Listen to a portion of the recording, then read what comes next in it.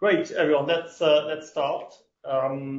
Welcome to this session under the research track. Do institutional design and state capacity affect demand for property titles and sustainability? So I hope that's what you were all expecting. Otherwise, you're in the wrong seminar. We have got a couple of hours. And we definitely need to finish on time because I know many of us are going on to other things at 12:30. My name is Chris Penrose-Buckley. I'm the Land Policy Lead at the UK Government's Foreign, Commonwealth and Development Office. And we have 4 great presentations today that are all speaking to this question in different ways. We'll introduce each panelist when they actually do their presentation. So the format will be, we're going to have each presentation absolute maximum 20 minutes. If you can do it in 15 minutes, even better. And then after each presentation, we'll have 5 to 10 minutes, depending on how long you take for any questions and answers. And then we'll move on to the next presentation. I think that'll be better because if you have all the questions at the end, it tends to disadvantage the first presenter because by then everyone will have forgotten what they've talked about. So we've got 4 presentations. One looking at sort of this question about demand for property title in different ways. One looking at a US case and sort of why the Torrens system has not really taken root. We've got a study from Tanzania looking at willingness to pay.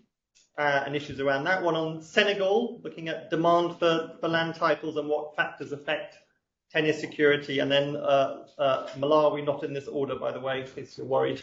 One looking at the interplay of state institutions and reach and how that affects access to land titles and tenure security.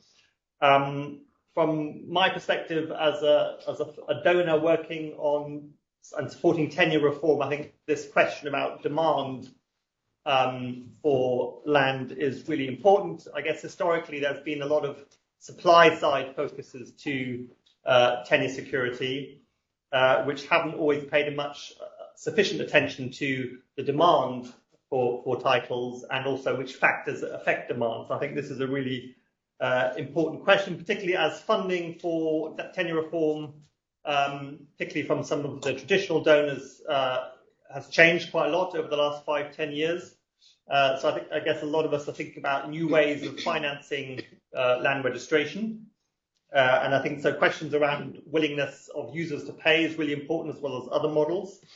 I think there's a big question also around efficiency. There's been some really big land titling programs where actual first registration is done, but then uptake and sort of motivation to register subsequent transactions often is lacking. So actually understanding these issues better in the design phase and also thinking about where to prioritize registration is really important.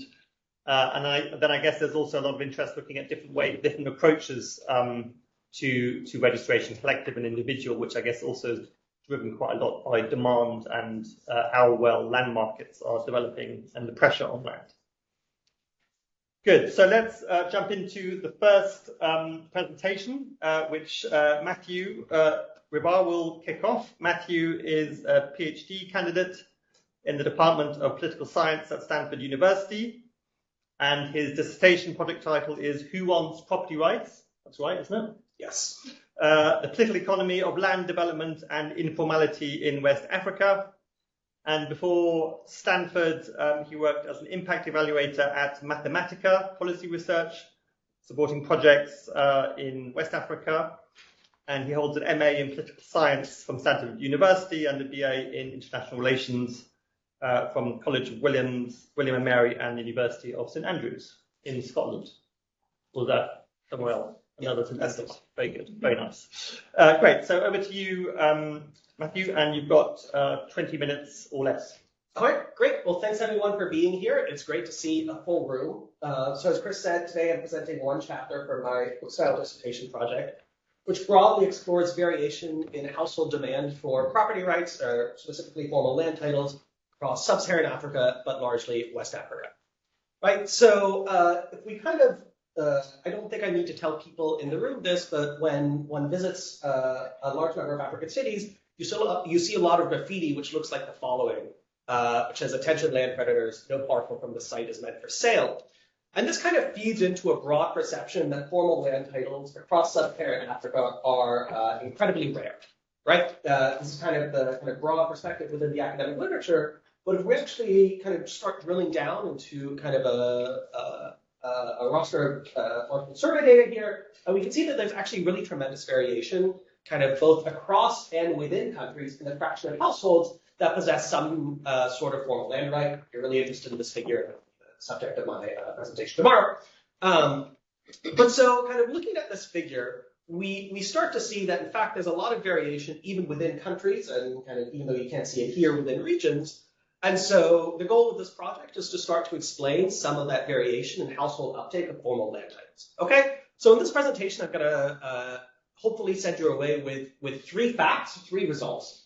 The first of those results is that households who distrust kind of their local formal institutions, in the Senegalese case, I'm going to be talking about municipal councils, place relatively less weight on formal land titles when adjudicating a hypothetical land dispute, right? So this is a way of getting at how effective households think land titles are in kind of giving them an advantage in resolving conflicts. Okay, then I'm going to show you that individuals who are socially proximate to customary elites, think like the chief's cousin or the chief's brother, are no more or less likely to place weight on a formal land title when adjudicating some of these hypothetical disputes. And then I'm going to show you that where titles are absent or aren't relevant, people kind of use investment on a parcel as a metric of kind of ownership. Okay. And then I'm going to kind of walk through some qualitative work that provides support to all these three things. I'm going to do this using mixed methods approach. I'm, of course, going to talk about a lot about this later, but this centers a field conjoint experiment, about 1,200 households across rural Senegal, combined with some machine learning Texas data work, and, of course, 3 months of old shoe leather qualitative field work at Senegal. Okay, and so this is important because, as Chris mentioned earlier, a lot of existing research and interventions do focus on the supply of formal property rights, right? When do states or other elites, often customary elites, kind of make property rights available to households? And so instead, in trying to explain some of this variation that I showed you earlier, I'm going to highlight instead when households actually demand formal property rights, or when households uptake these formal property rights. This is kind of important because it speaks to a broader kind of literature that's been growing recently, which treats informality as more than just the absence of formality, but rather as a resource that households can kind of manipulate. And in so doing, I'm trying to bring the politics back with the political economy of property rights. This was originally a political science job talk, so you have to take that by the heels. Okay, so just kind of a quick overview of some of the existing theory that can help us think about why people might be kind of opting into this formal land title system instead of remaining the customary institution. Kind of the broad sets of explanations have either highlighted the role of rising land values in driving property rights formalization. This is kind of a standard economic argument about endogenous institutions and endogenous property rights.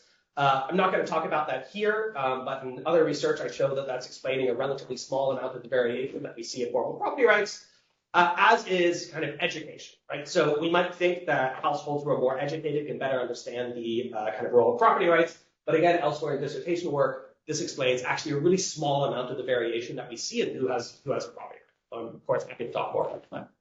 But kind of broadly, if we think about the other factors that are maybe less well theorized within the economic literature, we of course can think that kind of village chiefs are going to play an important role, right? They can either impede formalization or they can facilitate formalization. I'm certainly not making a claim here that they can prevent formalization whatsoever, but they can kind of raise the costs. They might have a variety of kind of incentives for so doing, right? Like on the one hand, they might just want to sell land, private gain, although of course, structures of accountability might render this more difficult.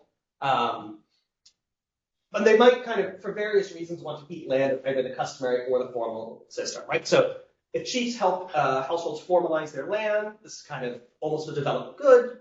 Chiefs are treated relatively similar to if they brought a paved road or kind of a health post or something like that to the village, and then it's kind of acting as a development intermediary, right? But that comes at a cost because customary land is a long-term reservoir of authority for these village chiefs, right? When land exists outside of the formal system, households are much more likely to bring their land disputes to the chief, and in so doing, implicitly reaffirming the chief's kind of authority to regulate such disputes.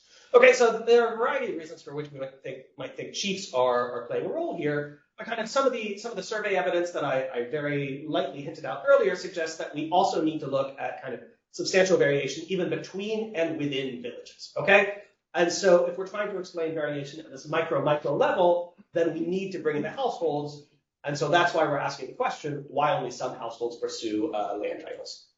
Okay, and so I'm going to try and take a pretty simple theoretical approach here, which is just to say that households are weighing costs and benefits when they're deciding whether or not to title. I think that's a pretty reasonable theoretical claim. I'm kind of lumping costs here into two categories. One is, of course, households have to pay a fee to title in Senegal. The average of this is about 5,000 francs per hectare, or about $8 US, though this is, I believe, technically set by the municipal councils. But there's a more broad cost in terms of really distilling what is generally kind of a complex, heterogeneous, and overlapping system of land usage. It's kind of one-dimensional measure of ownership, right? If, say, I have the right to farm a parcel during one season, Lauren has the right to graze her cattle there during another season, only one of us can have this deed, and so there's necessarily an element of conflict of interest here. So kind of broadly, households are paying these very real costs for formalization, even in the case when formalization is subsidized by some of the generous donors. Okay. On the other hand, of course, we know that households do sometimes formalize their parcels. I'm going to argue that the principal mechanism here is that households are kind of reducing the risk of losing the land, right? You have a title, you're more confident in losing the land, or in keeping the land, and that allows you to invest more in your parcels. And this is kind of a theoretical mechanism that I think everybody in this room is kind of broadly familiar with. And I'll talk a little bit more about why the Senegalese case allows me to drill down on this mechanism as opposed to things like the credit mechanism later. Okay, and there's kind of like a broad perception as well that comes from some of this qualitative work that people are also aware of this distinction, right? Like large numbers of households know that there is in fact quite a bit of risk in kind of making these big agricultural investments if you don't have some kind of land title. Land title here is the deliberation foncière. So that's the phrase you're going to see a lot through this presentation. Okay, so if we kind of think then about if households know that these things that formal land titles can benefit them, we can start to think about the conditions under which households might think of variation in the extent to which these things would benefit them, right? So I'm going to today kind of walk through two principal sources of variation in kind of the marginal increase in land tenure security provided by these formal lands, right? So one is going to be households' trust in formal institutions, right? How much do you trust your local agencies of government that are more likely to get involved in kind of these land tenure conflicts if you have a formal property title? Okay, right? So kind of broadly, the logic here is that if the court is going to ignore your title, even if it's only 5,000 francs, why would you bother paying? Okay, if you think that the kind of increase in marginal security is quite low. So if you distrust your formal institutions, why would you distrust this one specific? Why would you trust this one specific instance of formal institutions, which are land titles? Okay, and on the other hand, if you're the chief's brother, like you're fine. Your property is secure. The increase in marginal security is also going to be relatively low. So kind of if we want to distill these a little bit more formally, what I'm arguing here is that individuals with confidence in formal institutions are going to perceive land titles to be more useful in a dispute, and individuals who are socially proximate to customary leaders will perceive them to be less useful. Okay. Why am I studying this in Senegal? So Senegal is a really interesting case to study land tenure for kind of three broad facts. So one is Senegal has relatively moderate rates of land titling. I would say high to moderate rates, depending on whether or not you're using LSMS or DHS data. It's somewhere between kind of 20% and 30%. But broadly, this fact combines with other facts that Senegal has relatively high rates of confidence in customary chiefs. So these are largely village chiefs in Senegal, and relatively low rates of confidence in municipal councils. So when I speak about the local institutions here, I'm largely speaking about municipal councils. These are from the most recent, well, I suppose it's not the most recent wave anymore, but the most recent wave as I'm making the slides, Afro-Barometer. Okay? And so kind of to give a little bit more context in Senegal, this is very much an instance where kind of conflicts are resolved using informal mechanisms, right? So if you have a dispute with a neighbor, almost certainly what you're going to do is to go bring this dispute to your village chief, okay? And then people are going to kind of broadly follow almost an appellate system of conflict resolution. So you go see the chief. If you don't find satisfaction with the chief, you're going to move upwards to, say, the gendarmerie or the sous-prefet or the mayor, potentially, right? So there's this kind of system where people can elevate, kind of their disputes to higher levels if they don't like satisfaction. And what having a land title does here is it makes it easier to go straight to the municipal council or potentially kind of accelerate your progress from the village chief, this informal institution of conflict resolution, to the state-led kind of more formal institutions of conflict resolution. Again, the municipal council, the gendarmerie, the courts, something like that. Okay? And then kind of broadly, we do in fact see here that just through the qualitative information, it does in fact seem like there's a variety of households who don't trust their state institutions to adequately regulate land disputes. Okay, so this kind of lack of confidence that I'm talking about in a very stylized sense is very much reflected in this kind of 3 months of qualitative work, oral histories of land conflict that I collected and forms other parts of my project. Okay, so I've kind of talked a lot about this theory. How am I actually going to test this? I'm going to test this, again, using a mixed method strategy, which really centers this forced choice paired conjoint design, which I administered to about 1,200 respondents across rural Senegal via an in-person field experiment. I'm also going to show you results from a structural topic model on pre-response answers. I'm going to introduce that a little bit later and talk a little bit more about what that means, as well as the kind of qualitative work that I've been showing you throughout this presentation. Okay, so just to give you some context, here's where we're working in Senegal. And what we can broadly see is that we're working both in kind of the population dense, kind of educated coastal areas near Thiès and Saint-Louis, but also in kind of the interior areas south of Matam and Tambacounda. So we've got kind of a broad collection of households across rural Senegal. Okay, and so what does this conjoint design mean? I could read this, but instead I'm going to show you this picture of what respondents saw, where broadly we can see that households are presented with two profiles to a hypothetical land dispute. And they're going to vary across these 6 different attributes here. Right? Each attribute has 2 potential levels, orders randomized, and all that sort of thing. So this is what respondents see. And to go back to this slide, we're then going to ask respondents of these 2 profiles that we've just shown you. You know, we pass the tablet to the respondent and give them a guide to what these different things mean. We're going to ask them, who do you think would win this land dispute? And what this allows us to do is kind of, on average, back out the relative weight that individuals are assigning to each of these different characteristics when deciding who's going to win this hypothetical land dispute. This is a kind of stats gibberish, but just for the people that are interested in, what I'm kind of going to be showing you for the rest of this is formally what's called the marginal mean, but it's absolutely, you can think of it as the probability that a household, conditional on having this attribute, or I'm sorry, that a profile, conditional on having this attribute, would win their kind of hypothetical land dispute. Okay, so you can think of this, again, as the weight that households are placing on this certain attribute in a given area. And I apply specific statistical correction, which I don't think people care about in this room. And then at the end of each of these conjoint rounds, so all of these 5 times that I show people these profiles, I ask them who they think is going to win. That's kind of the main outcome variable here. But I also ask them what they think is going to happen. And then I'm going to estimate what's called a structural topic model, which you can think of as broadly kind of a machine learning text as data model, which allows me to explain kind of the prevalence of different topics across these different responses. So I can see how often people are mentioning formal institutions or formal land titles, how often they're mentioning things like investing in the land force, or investing in the force. Okay. Again, very happy to answer questions about all this. Okay, it's been a lot of talk. Let's finally talk about what I actually find. Just to give you kind of an overview, here are the broad kind of results of the Conjoint experiment. And what these are showing is, again, the weight that people are placing on these different characteristics. We can see, unsurprisingly, that it really matters having a land title to potentially winning the dispute, right? If people see a profile has a deliberation foncière, which is the land title here, you're much more likely to see, you're much more likely to have this profile win the hypothetical land dispute. But it's not the only variable that matters here, right? So particularly having made improvements on the parcel, say having planted trees or made irrigation infrastructure there, and also having given a gift to the customer in chief, seem to be playing a role in who people think is going to win the land dispute. Okay, so that's kind of like the broad results, but of course we're interested in analyzing our specific hypotheses. And again, I'm going to kind of show you 3 facts here. Okay, so the first takeaway is, again, that respondents who trust their municipal councils more are going to place relatively more weight on these formal land types. Okay, so in the left-hand column here, we have 2 different measures of kind of how households trust in their municipal council. Again, happy to talk about the ways I distill these different measures. But kind of broadly, what we see is a positive effect of having trust in your municipal council on the weight that households place on land titles. So households who trust their local government value titles more when it comes to adjudicating these hypothetical disputes. Okay?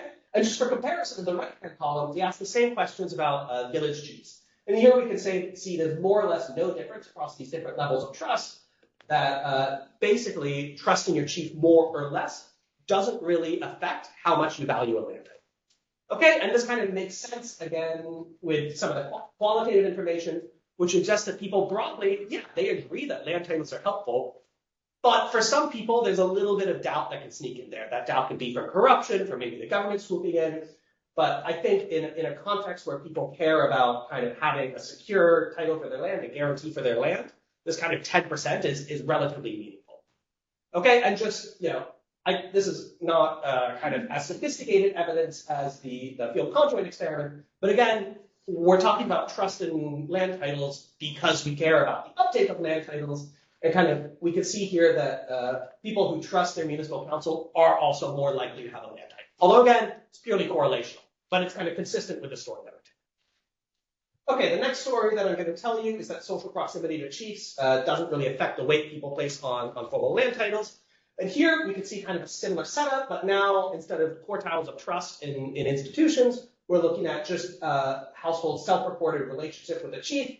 And we can see that regardless of whether you have no relationship with the chief, you're an extended family member, or you're an immediate family member, there's no meaningful difference in the weight that you're placing on these formal land titles. Okay, and so this might make sense in the context of kind of this appellate system of conflict resolution that I talked through earlier, where even if the chief gives you a biased answer, even if the chief doesn't provide a very satisfying kind of conclusion to this conflict, you can always just appeal upwards to the next source of conflict resolution. So we can kind of start to think about why this would make sense. Okay, and then the last thing I'm going to show you is using our structural topic model, which gives you kind of information like this, but what this is showing is how much of these free response questions I told you about earlier is dedicated to all these various topics. And so what I want to show you today is, I should say these are broken down by that kind of conjoint setup I showed you earlier. We can imagine three scenarios. Either one of these two profiles has a land title, that's 50% of cases, in which case we can say that a land title really matters, or if both or neither households have a formal land title, this can kind of happen not very frequently because of shoddy record keeping. We could say that land titles are maybe less influential to that. Okay, so what we're showing you here is that, in fact, when land titles are relevant, people talk about formal land titles more. So, maybe that's not interesting by itself, but it's kind of an important confirmation that what we're measuring makes sense here. But I think the interesting thing here is that when one person has a title, people don't really mention if you've made any investments in your land. They don't really mention if you've planted trees or irrigated the land.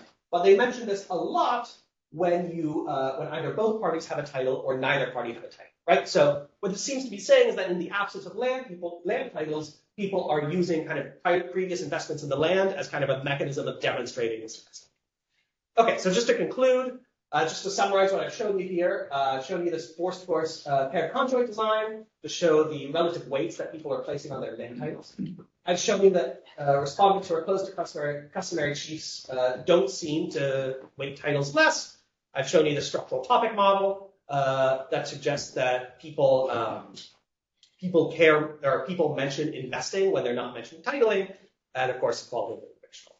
So again, just to kind of circle back to what all this means, as again, Chris very elegantly said at the beginning of this, kind of a lot of existing both literature and interventions have focused on the supply of formal property rights. And so today, both in this paper and in kind of the broader book-style dissertation project, we're trying to really unpack the conditions under which households demand these formal property rights. Right, and so what I've shown you here today is that formal property rights are really just one facet of state institutions. And so if you distrust the state, you'll distrust property rights as well. So thank you for listening, and I'm excited to hear questions. Great, thank you very much, Matthew. Very interesting and great timing. 20 seconds within your 20 minutes, so you've obviously done that before. Well done. We've got 10 minutes for questions or comments. So if you could just introduce yourself very briefly, and let's start at the back there, please. So Marco Fabri, University of Bologna, thanks for the paper. Just more a suggestion than a comment. Why not thinking about investment in land as any other possible thing, public ceremonies on the discussing of land in a customary system, as well as land type formalization processes, as just passages to increase the security of tenure in a continuous that doesn't involve 0-1 system. This is consistent with your findings, and this is consistent with what several people in institutional organizational economics think about all the work of Benito and Miada and so on. In this sense, this it's very much what you find, but it's not just that there is a substitution between incentives and formalization. Should we take one more question there? Go ahead. Hello from Sierra in Madagascar. I have two questions or clarification. Maybe I didn't grasp it. The first one is, did you establish a typology of land conflict? Did you ask to the host, in case your brother challenged your right, is the title usual? If it's your neighbor that is challenging your right, is the title useful? And if it's somebody coming outside the village, and if it's a private company, and it's okay, so you understand my point. According to the profile of the challenger, you can use different tools to reassert your own rights. And the second point is, do you have configuration where the chief is also the municipal council? So it's very frequent in Senegal. So it's difficult to really establish a clear distinction between the two institutions because they are very close, or sometimes represented by the same person. So. Great, thank you. Let's take those two. I struggle to remember 3 questions myself. So. Absolutely. So the first question was about kind of the framing of thinking about having invested in land, participating in village ceremonies, et cetera, as just different technologies to kind of secure one's land tenure. I would just say that kind of broadly, I agree 100%. I think that comes through much more clearly in the qualitative work in the paper, which talks more about kind of people's different strategies for kind of claiming their land, both with titles and in the absence of titles. So I would just say that you're absolutely correct, but it's a 20-minute presentation. In terms of the second pair of questions, the first question was whether or not I'm controlling for the different kinds of conflicts that people are going to be considering here. I have 2 answers. So one is kind of half-hearted. I haven't looked at that specifically, but I do ask people what types of conflicts they've experienced in the past. So I could potentially kind of break down by those different types of conflicts to see what people are likely to be thinking about when I just ask them about a land conflict. And the second is, you're absolutely right, that's important. Kind of earlier this year, I replicated this conjoint experiment in Côte d'Ivoire, where I do actually become much more specific on the different types of land conflict. So hopefully I can present those results at the next Land and Policy conference. Thank you. And your second question was that? Do we have configuration where the chief is also in the municipal? Yes, that's an excellent point, and I did not ask that. Though I do have some qualitative interviews with the chief, so I might be able to back that up for a limited number of cases. The back there, and then Julia. I'm Pablo Blanc from Tel Aviv University. So how should we be thinking about trust? I find the results convincing, but what variation are you actually picking? So is it individual or idiosyncratic variation in households the trust? Or does it reflect this people's position vis-a-vis the institutions or the activities of the government itself, a source of tenure and security maybe? How should we think about those? Thank you very much. Julia. Yeah, thanks. First, congratulations. It's a really clever design. I really enjoyed the presentation. You brought up this inherent conflict that's present in a situation where, for example, a farmer farms a parcel of land during one part of the year, and then a herder grazes on that part of the land during a different part of the year. Is there ever a configuration, or did this ever come up in your qualitative research of the farmer and herder somehow establishing a joint document? Is that something that exists in Senegal? Is it something that's come up in any of the background literature that you reviewed for the study? I'll just take those two questions. Those are both great questions. For Pablo's question about how we should think about where this trust in institutions comes from, I can explain a little bit more about the measures here. So I'm asking people kind of the standard Afrobarometer kind of battery of questions of how much trust you have in these various institutions. It asks about I think 12 different institutions, kind of slightly tailored to each context. And so what I'm actually doing here with these trust variables is demeaning them, right? So for instance, trust in the village chief, what I'm doing is taking that variable and then subtracting the average of all the other confidence variables. Because I think kind of there's a meaningful difference between somebody who answers like, do you trust your chief? 5. Do you trust everybody else? 1, 1, 1, 1, 1. And do you trust your chief? 5. Do you trust everyone else? 4, 4, 4, 4, 4.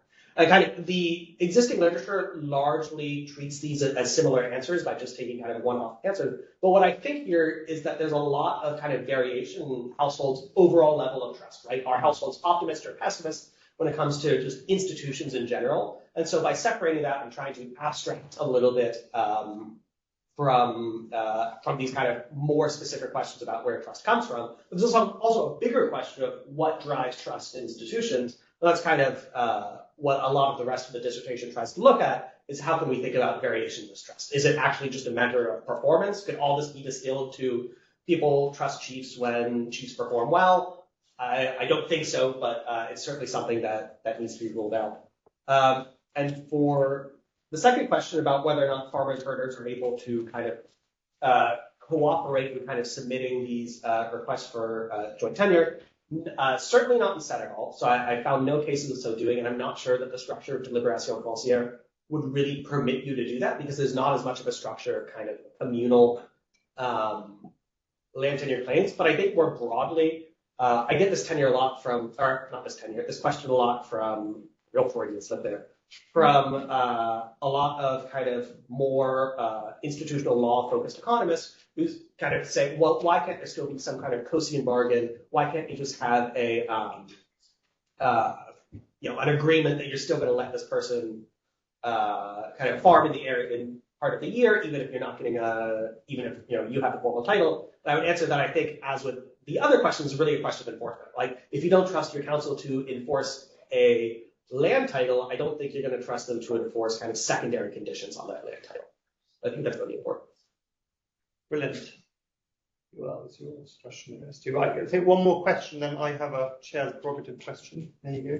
Hello, my name is Anderson Tami Patiño. I am a PhD candidate in Florida International University. My question is migration something that you really worry about in your research? Because maybe what you are doing is getting the information from people who are in the village, in the local community, but not from people who migrated to other communities, maybe because they didn't have trust in the chief, or maybe because they had problems related to land titles. So that is my question.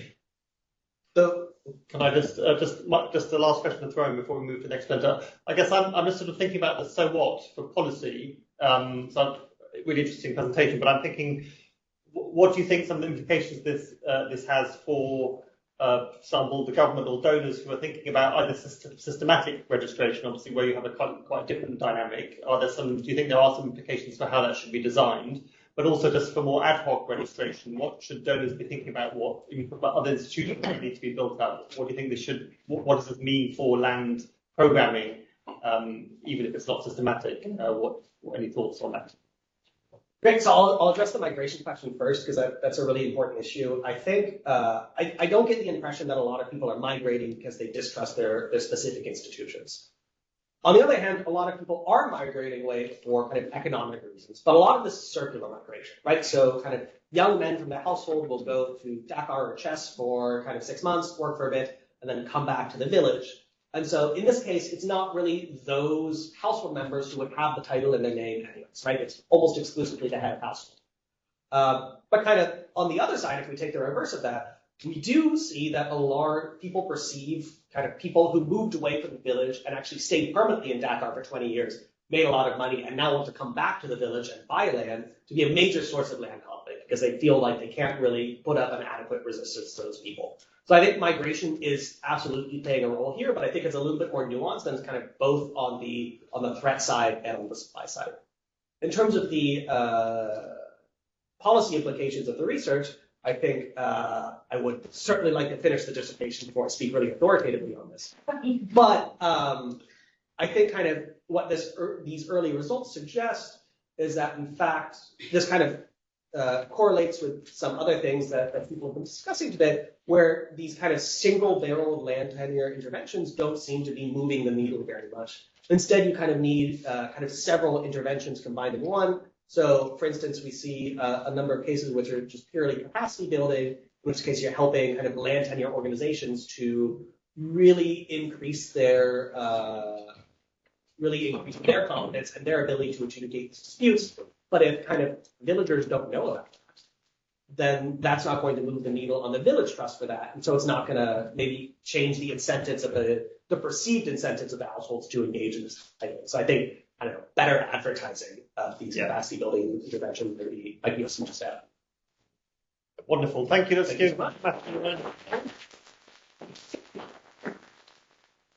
Thank you very much, Matthew. Let's move to the next presentation. This is moving on to the second one, which is now looking at state reach and gender norms, examining the uptake of equitable land rights in Malawi. And this is being presented by Lauren Honig, who is the Associate Professor of Political Science at Boston College. And she focuses on the comparative politics and the political economy of development in African countries. She is particularly interested in the politics of property rights, and several of her current research examines land rights and plural systems of authority. And that was also a focus of her book, Land Politics, How Customary Institutions Shape State Building in Zambia and Senegal. So that's a very brief introduction. Lauren, you have 20 minutes. You'll get a sort of 3 minutes before the end sign, but over to you. Wonderful. Well, it is an absolute pleasure to be here.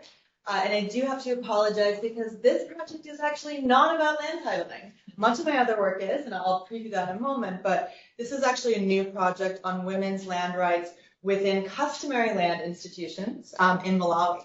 And it's co-authored with Adam Harris, who's at UCL, and Ellen Luss at the University of Gothenburg. So this is an unpublished working paper, and the background of this does build upon my previous work, including my book, Land Politics, which a few of the key takeaways were that the differences among customary institutions in Zambia and Senegal impact where land titles develop. And this is really highlighting the power and political impacts of changing land tenure, and also focuses on customary institutions generating heterogeneous demand for titles within smallholder farming communities in Senegal and Zambia. The other article that I wanted that this is really building upon is also with Adam Harris, my co-author on this gender piece. And in this, we use a survey experiment to look at the impacts of piecemeal titling on conditional cooperation in communities, collective action. And finally, the last vein of research that I just want to, that's really being extended with this new project is looking at innovations in property rights documents. So essentially, how chiefs' titles have been developed in Zambia, and also looking at the effects of written property rights innovations within customary institutions in Malawi as well. And that's also one of those papers is co-authored with Ellen, who is my co-author on this project. So all of these previous works are part of this new paper on customary property rights, because I'm really thinking about how customary institutions can adapt. And in particular, looking at how customary institutions adapt in response to state policy, establishing greater gender equity and control over land. And in short, the findings that I'll be sharing today They show that state reach predicts the likelihood of joint land management on customary land. Even without changing the status of land tenure, you're seeing stronger property rights for women.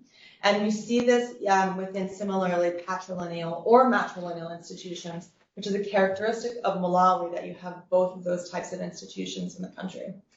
And so the talk today will take us through the theoretical framework, the background on Malawi. This is a mixed methods project, so as much as I can, I'll try to get to the focus group interviews as well, results, and then the implications, including maybe a little bit for policy. Okay, so for decades, women's empowerment has been on the global agenda of the UN, of the World Bank, among others, and this has led to changes in the policies of individual governments. But there remain barriers to implementation.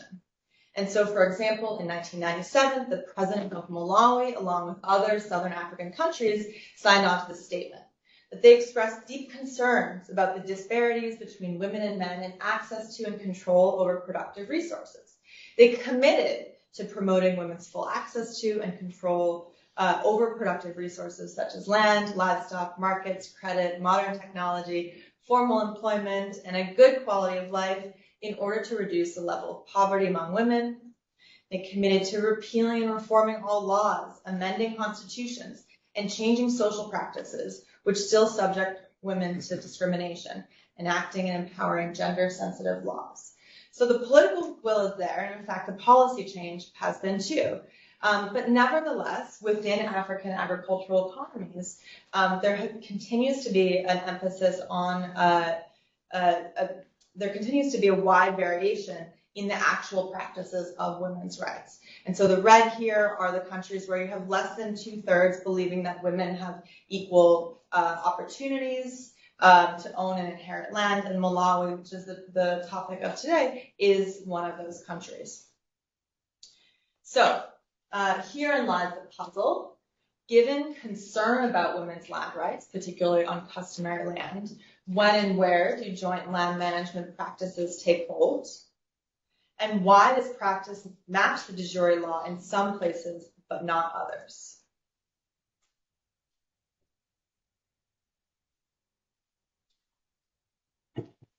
And so the theoretical framework that we're using to understand this puzzle focuses on a key political framework of state reach. State reach is a state's ability to penetrate society throughout its territorial boundaries. This is classically understood, shown to have impacts on state-society relations, economic development, the relative powers of local authorities, the growth of violent insurgencies, taxation. Some have even suggested it impacts democracy. And this is particularly important given what we know of the differences between core and periphery within African countries, within countries that have borders imposed through colonization. There's an uneven nature of the state's apparatus throughout the territory. And so our focus here is on the spatial component of the state's reach, of its projections of power. And we anticipate two key mechanisms that would connect the reach of the state to women's property rights in customary areas. First is the accessibility of state forums. So it's easier to draw upon the state to challenge a social norm within your community and to threaten sanction to someone who is violating the state's law if the state's actors, the state's forums, such as representatives of the administration, district land officers, land tribunals, or the police, they're physically closer. So the accessibility of state forums might be impacting the opportunities to use the state forums and sanctions to advocate for change. And then the second key mechanism in this framework is related to the diffusion of information about appropriate behavior. So even independent of the threat of sanction, it may be the case that the information about the state's laws, the information about the state's policy, that there's a spatial variation in how much that penetrates into a community. And so the proximity to the state by increasing contact or sensitization visits from district council members, agricultural extension officers, other government, that this could also be impacting whether individuals use this policy, know about this policy within their households and communities. So 2 key mechanisms there that we propose might be helping to connect the reach of the state to the likelihood that women have equal property rights. So this theoretical framework, we also are paying close attention to 2 key alternative and additional explanations.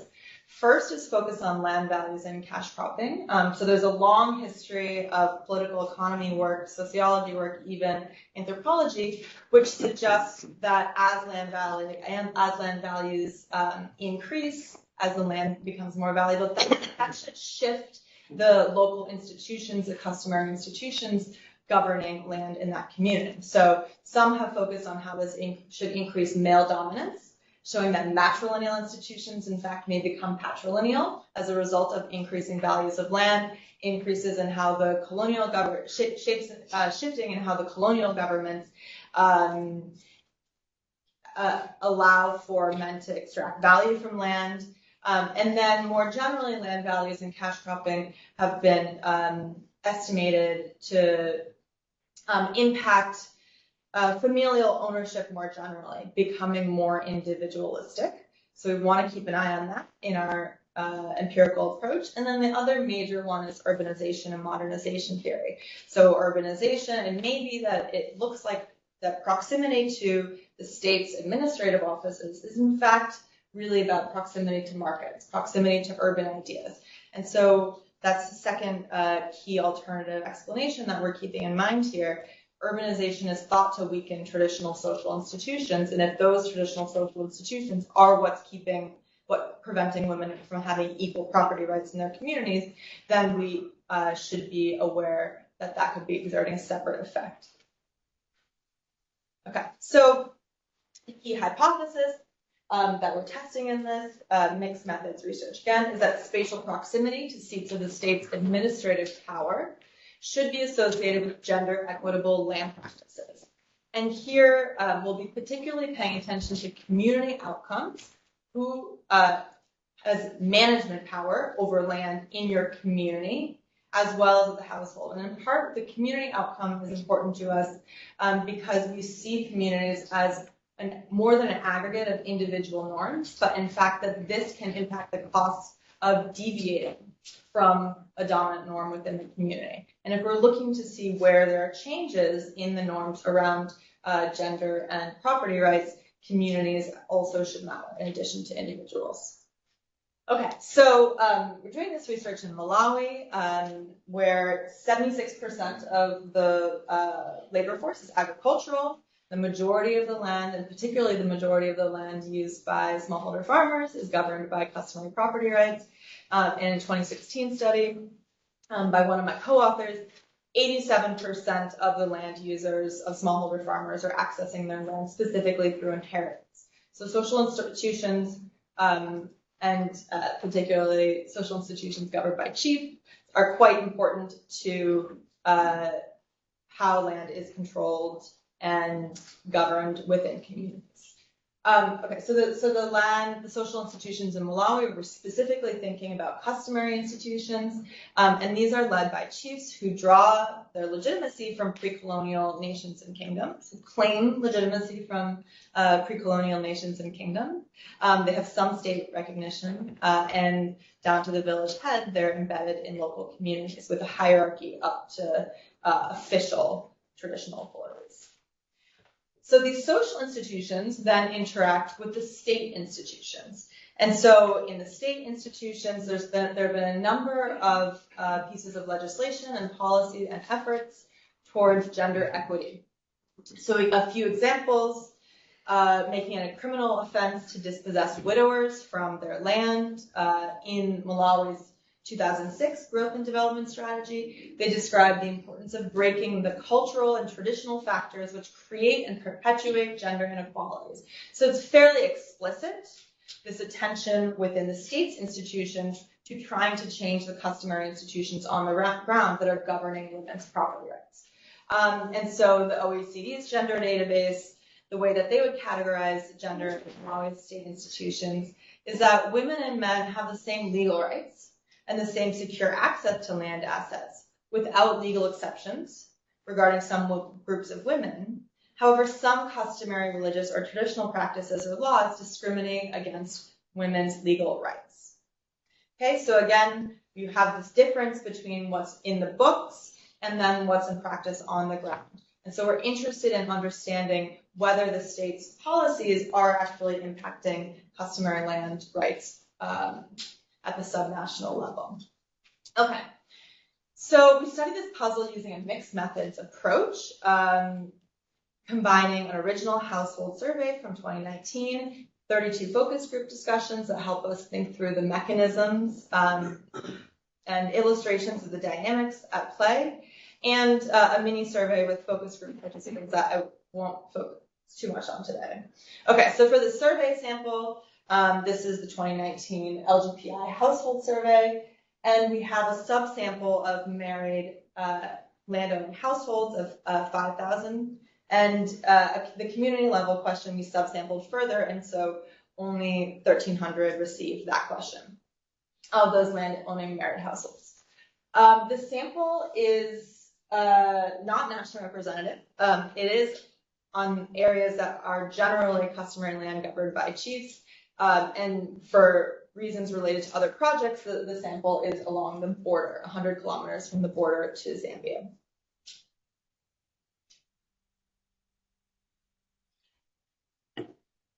So we're particularly interested in decision making because of its impacts on economic power and political power, and trying to push beyond this concept of ownership as well.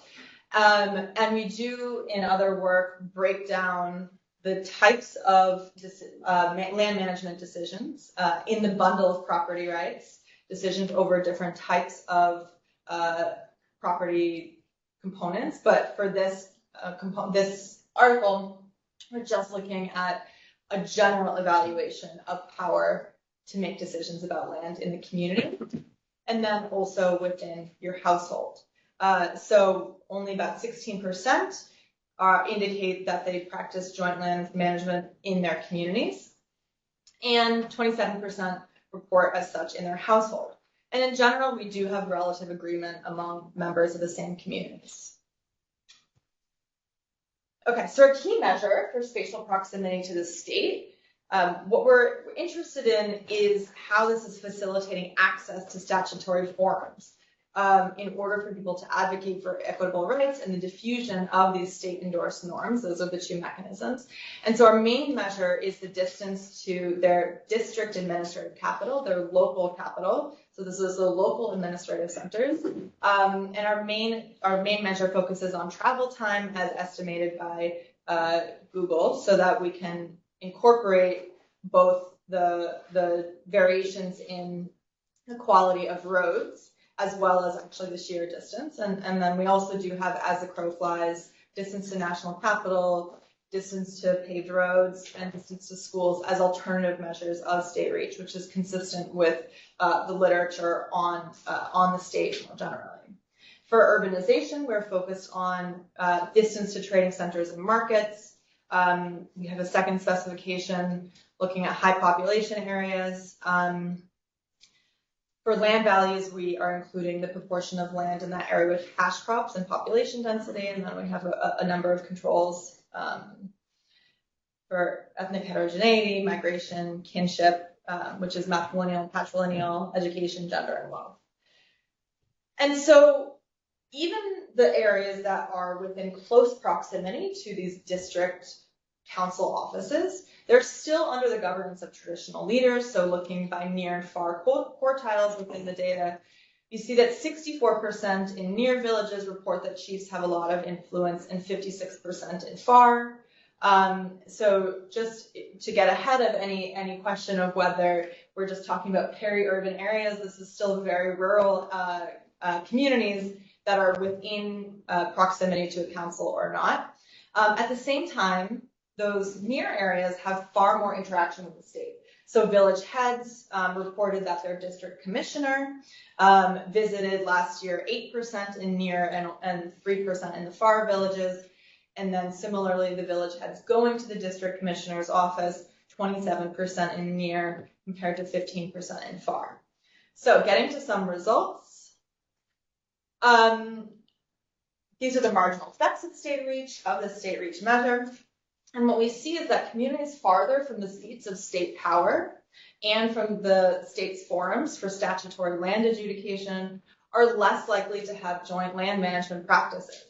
And so the effect of state reach is robust to the inclusion of our indicators of urbanization, distance to market, population density, land values, whereas the community level, so on the left we have the community outcome, and on the right we have the individual household outcome.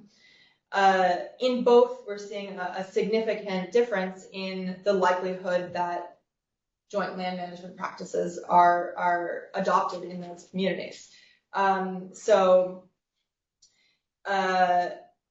For the community model, 5% in the farthest communities reported that there was joint management among men and women in their communities, whereas 20% in the closest communities are reporting that.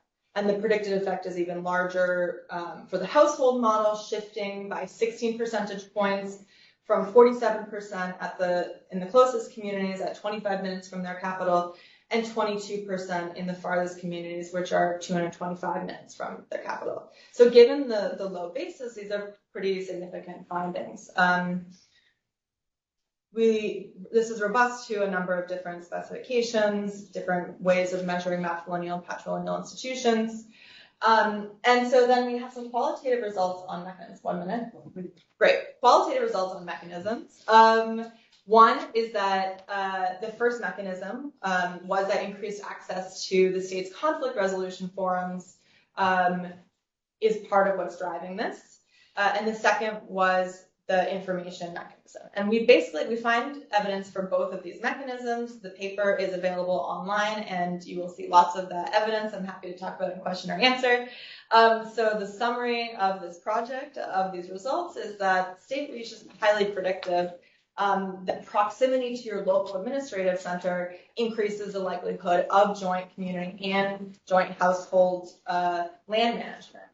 And so what this implies for policy in particular is that state outreach, training village heads in formal rules, making state forums more accessible to citizens, that actually change the norms around land management within communities, even in the absence of land tenure reforms. It also highlights the need for targeting more distant communities using radio, things like legal aid outreach, because they are less likely to be exposed to these messaging. And with that, I would welcome any questions.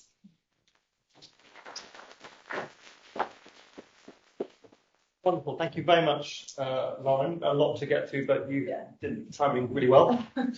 Let's have any comments or questions for a few minutes before we move on to the third one. Start here and then over back. Just say your name, please, too. Okay, I'm Timothy from South Korea, but originally from Western country. Okay, so I was just wondering, I just find out when I was looking at the map, something from the northern region and part of the central region, with mostly patrilineal society, the material services of the southern region. So I don't know the results which, like, you obtain from this side, if they can be generalized for them, because most of the northern part is patrilineal society, the material part is southern region. So I don't know how you were able to see through that. The second thing, I don't know if you looked at the channel, but like the way like customer handling, how is it for, although the chiefs are the ones who are like managing it, the overall responsibilities through the president. So the president, they get the power to the Minister of Land.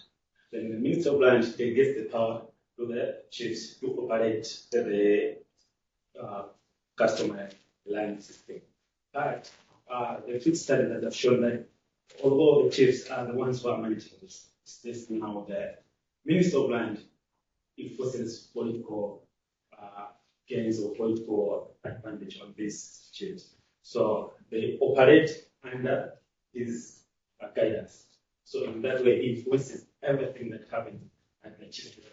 So even if we empower the community or the absolute structure, but this Minister of Land has more power and is able to enforce all this. I don't know if you look and that concept. Since that was two questions, may I answer? Yeah. Those are great questions. Timothy, let me just start with the matrilineal. That was a major concern for us. And so actually the focus group sample was sampled specific. I didn't get into the focus groups, sampled specifically in, we sampled communities by matrilineal, patrilineal, and state reach near or far from the state. But it's absolutely valid that we have a much smaller number of matrilineal in the quantitative sample. So I totally agree and I appreciate that. And then the chiefs having delegated power. This is also really, really interesting. So in one-on-one interviews with village heads and traditional authorities, so I had sort of casually mentioned that there's a hierarchy.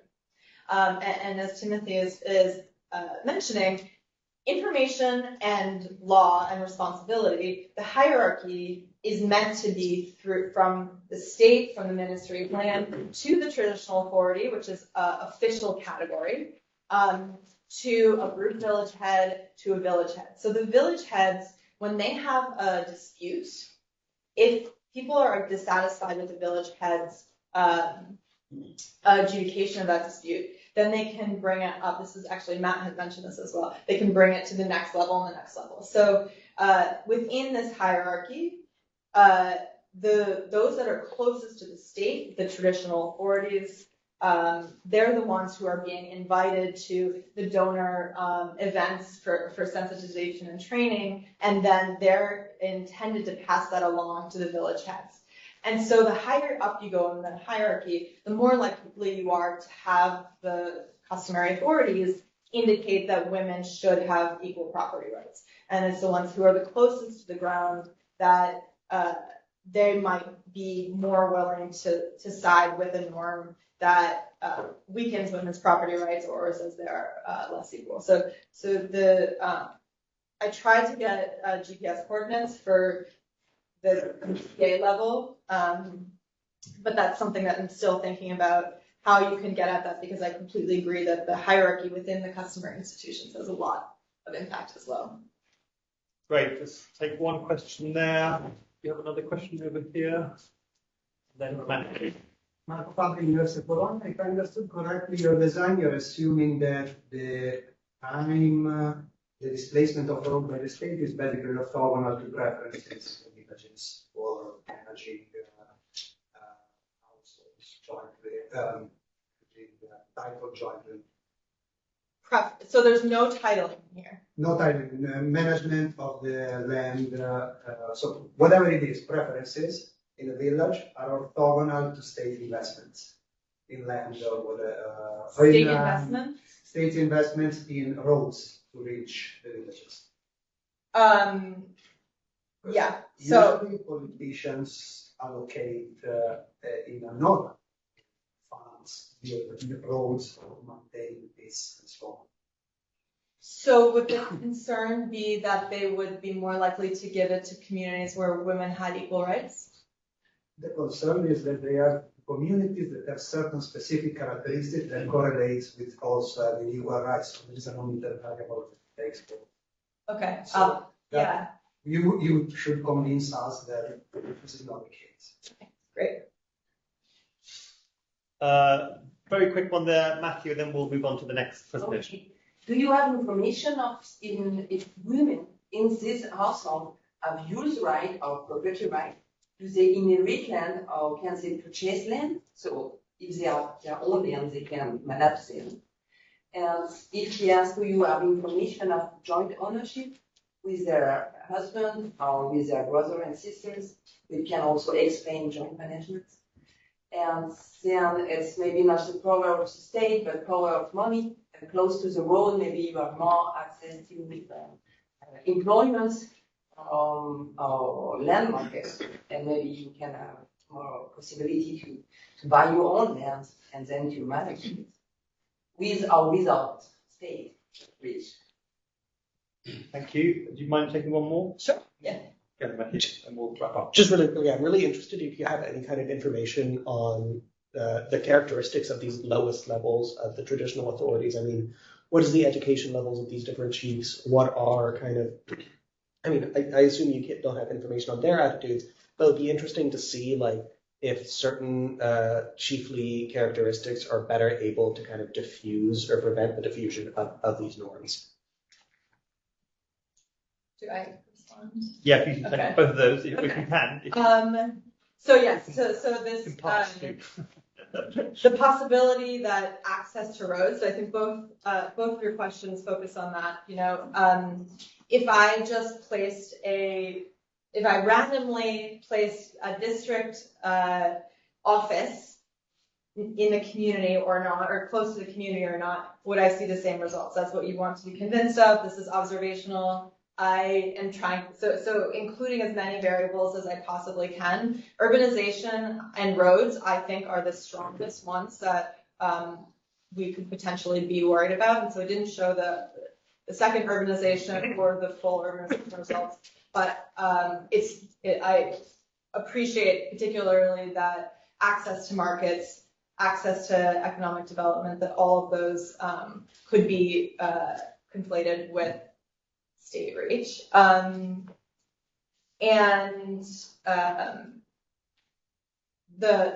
we do control for how the household has access land, so whether it's inheritance or purchase. And even if you subsample individual, it's intra-household if it's women power.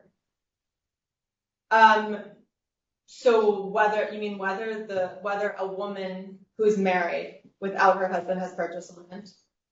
Yeah. Well, we don't have that, but I'll have to think through whether there's a way to mitigate that concern.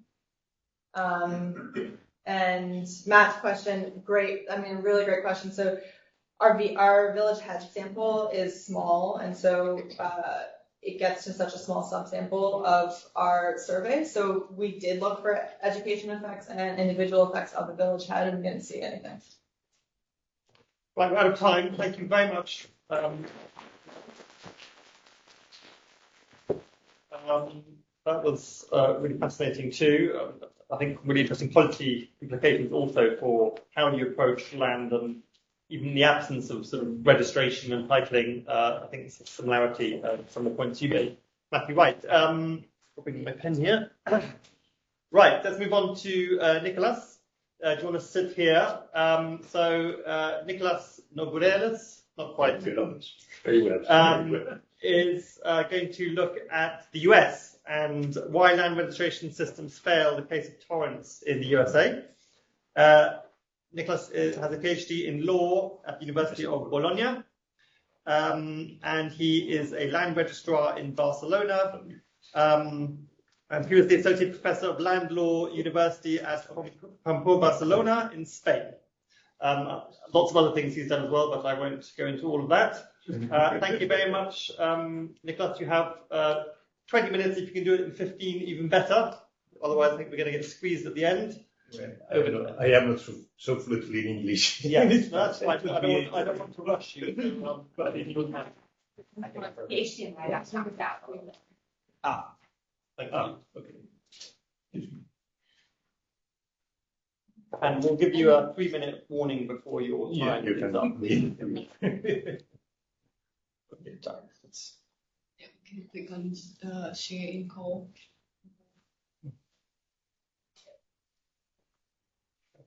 Okay. Great.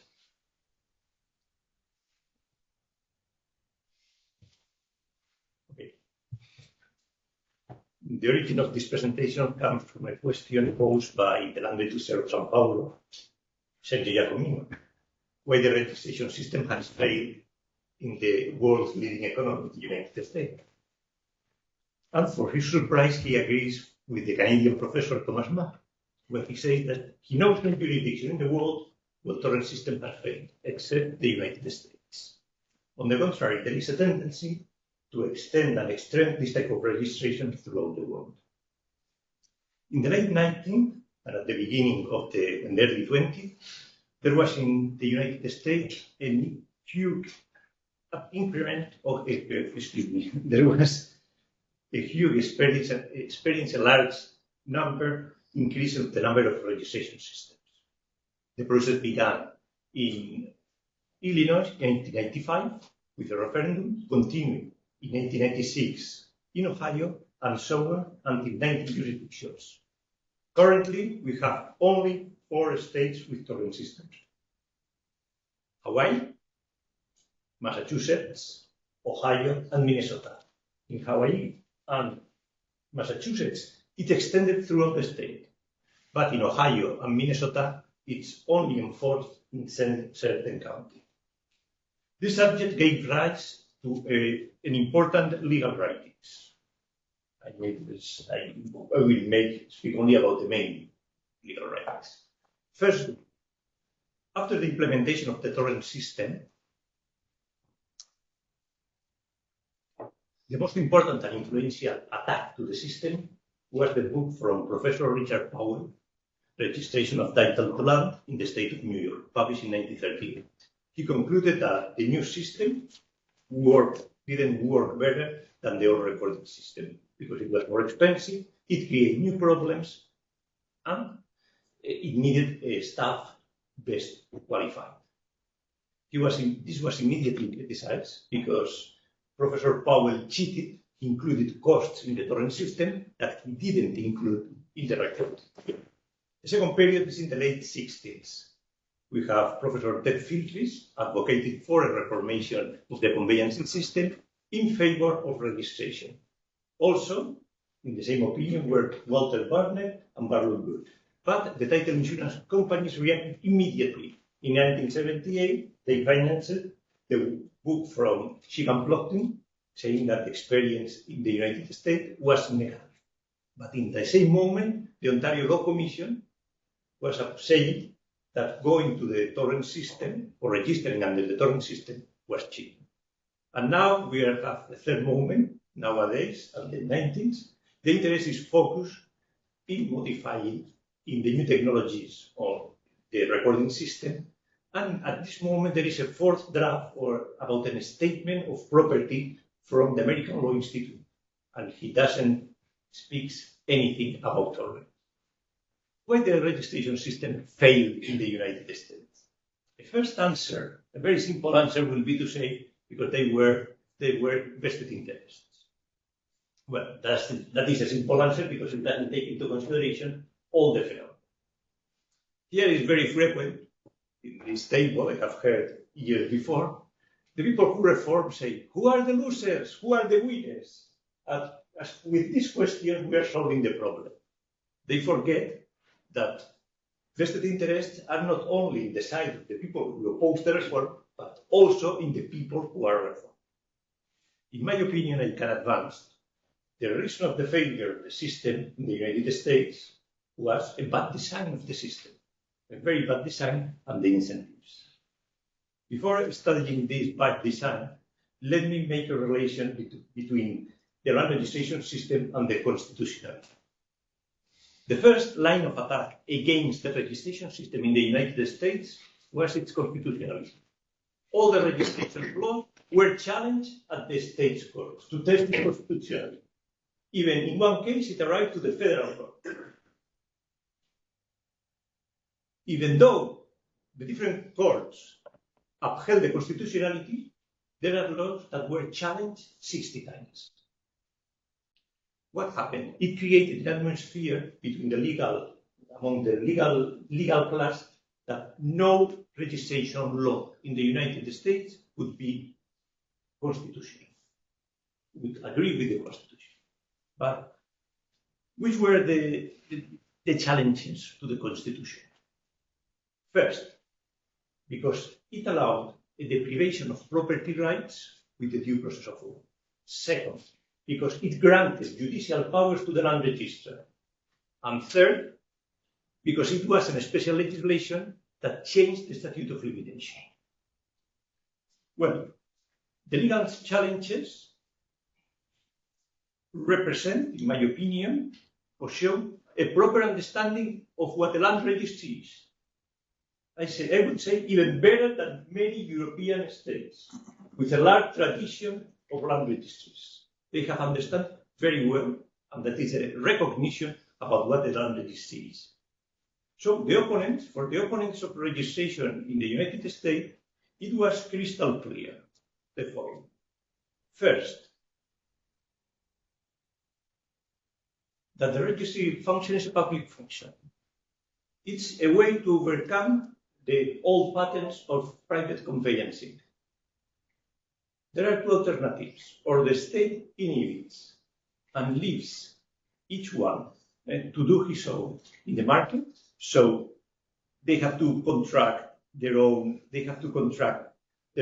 lawyers, the title insurance to clarify the title, or the state intervenes to guarantee the title. In this sense, the registry is not other thing than a mechanism to obtain a title with the guarantee of the public authority. Thus, the promoters of registration in the United States said, considering positive this formal adjudication, that it was even better than a private authority. Second thing, that it was clear to the opponents to registration in the United States. The only rights considered full rights in REM were those registered, because they were valid against all. But from the perspective of the American authors, who are very respectful to the right of property, this is a deprivation of the right of property without following the due process of law. Every one of you know the amendments, the 5th and the 14th amendments to the American Constitution, that provide that no one can be deprived of his life, property, and freedom without the due without the due process of law, consent and audience. So what has this in relation to property? Well, this connected to property rights is whether this due process of law necessarily requires a judicial declaration or not. Contrary to the jurisprudence in the time when all these laws were challenged, today we know, after the Roosevelt period and the setting up of the independent agency, that the due process of law is not necessarily judicial, because the independent agencies are a fourth power between judicial and executive. So, what happens in the United States with the registration? The same thing that happens everywhere, that it produces effects that can be different according to different systems. But what's important to point out at this moment is that the registry is not a simple mirror, because the registry has always substantive legal consequences over the real land. Third thing that is very clear to the opponents of the land registration. The land registration is a new way of conveyancing.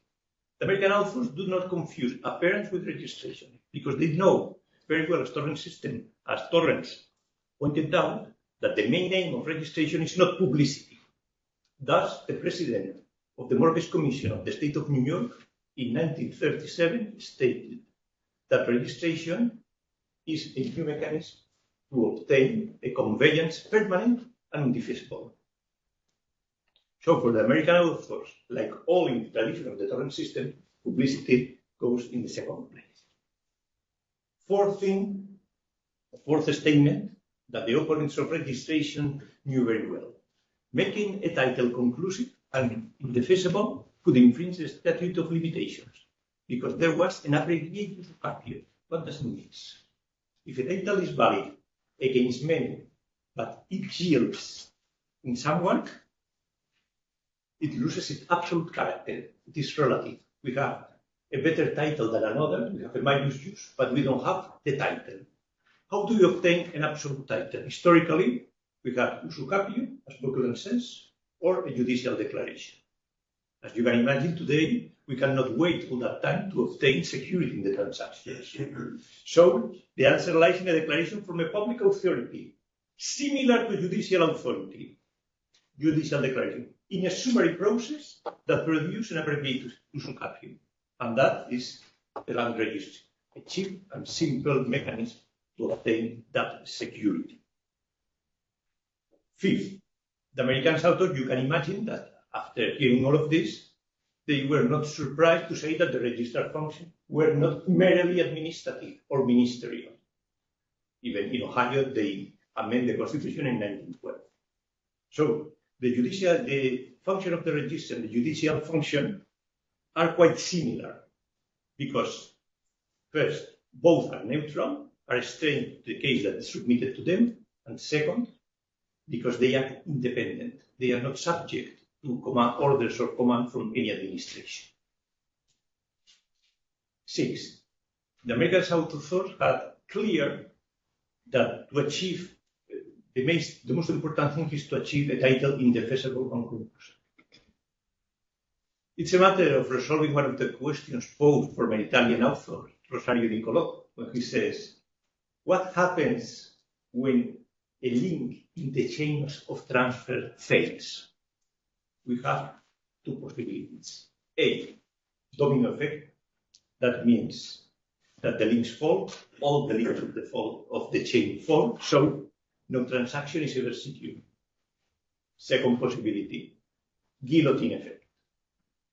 Every link of the chain is made independent. It is what Robert Torrens said, no chain is strongest than its weakest link. So if a link fails, the other are safe. That is conclusiveness, and that is what American authors really matter, what matters for those Americans. Let us see now the mistakes in the design of the system. As Brickdale, following Robert Torrens, said, considered in 1930, the features of an ideal system of land registration is to be secure, simple, accurate, quick, and adaptable to circumstances. Although the American system was secure, it was not quick, simple, and adaptable to circumstances. We are going to follow the design of the New York system in 1908. First great mistake. Fair registration was always a court procedure. The initial registration was made at court rather than the registry. The enemies of registration pushed to have a lawsuit. So the mechanism, the procedure was tedious, complicated, and time-consuming. The costs were so high that in practice it was a prohibition to negotiate, which was a real mistake. The real mistake is not having a flexible initial registration. England had that problem in 1862, and they solved in 1875. They opened the ways to access the land registry. Not only the absolute title at the beginning, but they admitted the qualified title and the possessory title. The same thing have done some Torrens jurisdiction, Melbourne and Minnesota. And Richard Powell, that I spoke at the beginning, because he was the great enemy in the 30s about registration, in the 60s, he advocated for registration in the United States, but following the English model of possessory title. Second mistake in the design of the system. The title examiner. Although in the original version of the Torrens system, the examiner is designed by the registrar, in New York was chosen by the person who asked for registration. It was a master with, it was a person with two brands. The examiners were licensed lawyers or title insurance companies. What happened in practice?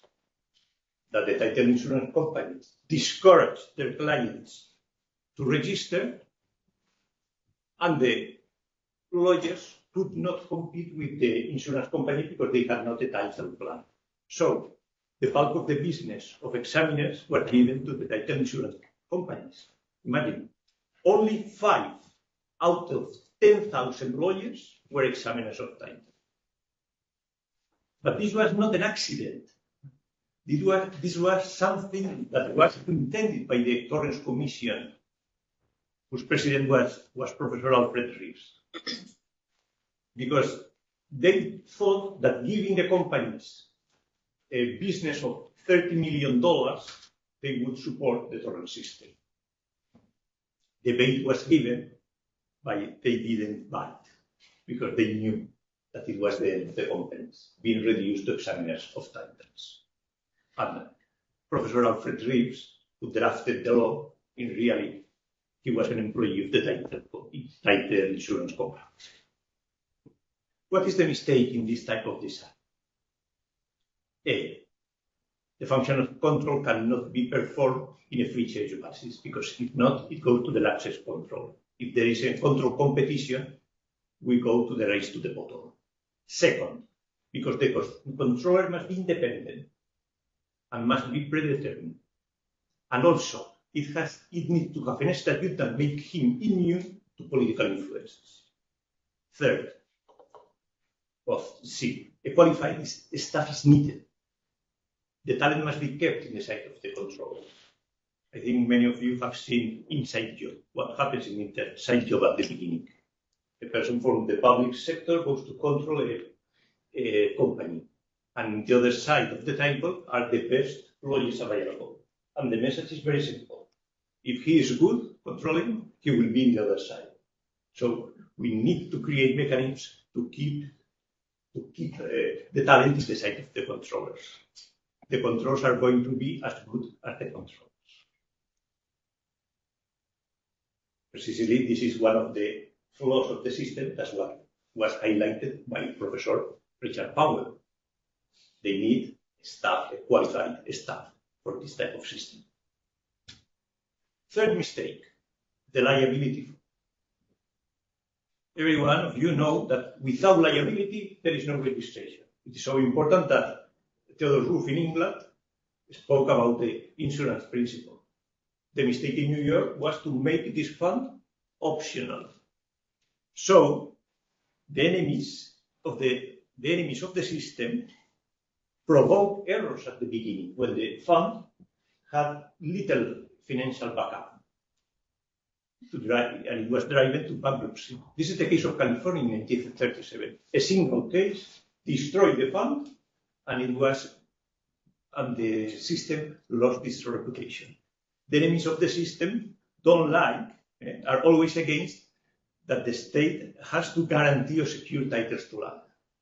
But if we don't understand that is very important compensation in the land registration system, we will always have this mistake in its design. Fourth thing, the possibility of withdrawing. The possibility of withdrawal. This is a major error that is not supported either from a practical or a theoretical point of view.